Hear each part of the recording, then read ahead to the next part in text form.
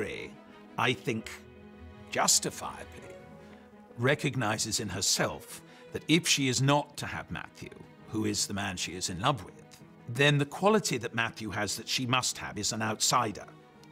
She is not going to be happy with nice Lord Tiddlypush just, you know, opening the fate.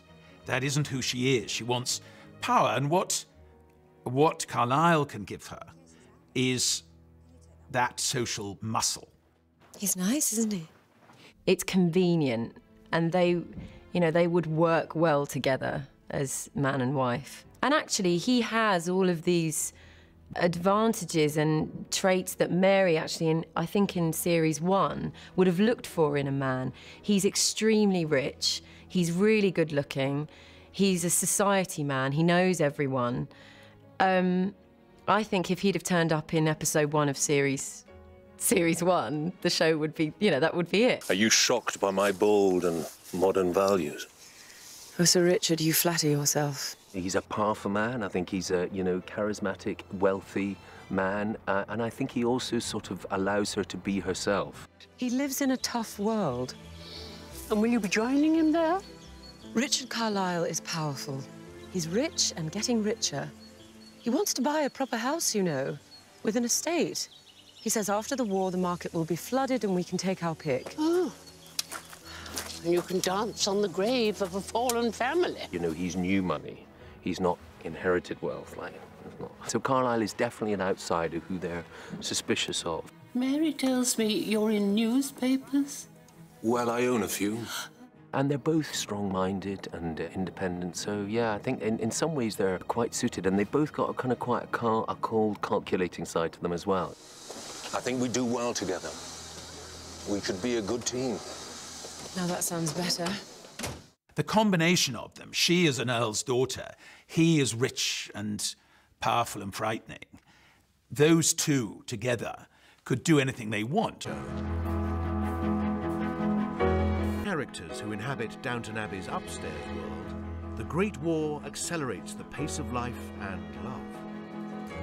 She realises very quickly that she has to move on. I mean, she's in her late 20s by the second series, and that's considered kind of on the shelf. You know, I love that immediately she invites Richard Carlisle to meet the family. We're so pleased to have you here, Sir Richard. Lady Grant's welcome. Thank you.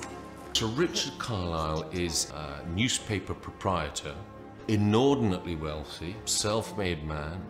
They're a wee bit suspicious of him because he's sort of new money.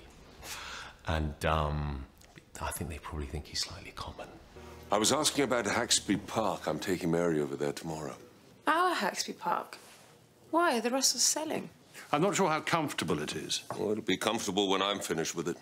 Central heating, modern kitchens, bathrooms with every bedroom, it's all possible. Sounds more like an hotel. You do get these very rich, very powerful, in some cases quite tough individuals arriving and buying these great estates up and becoming sort of slightly ersatz toffs. What'll we do about furniture and pictures and everything? What does anyone do? Buy it, I presume. Your lot buys it, my lot inherits it. In lots of ways, he should appear a good catch. You see, I want you to marry me. He's quite famous. Her position in society would be very high. She would have quite an interesting life with him, socially. But he's, you know, there's a toughness, there's a ruthlessness about him that is very much part of the business that he's in. I want to be a good husband. And for you to be happy, but don't ever cross me, do you understand? Never.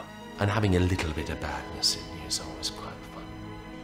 She's with this person who she's now going to spend the rest of her life with. And she doesn't love him.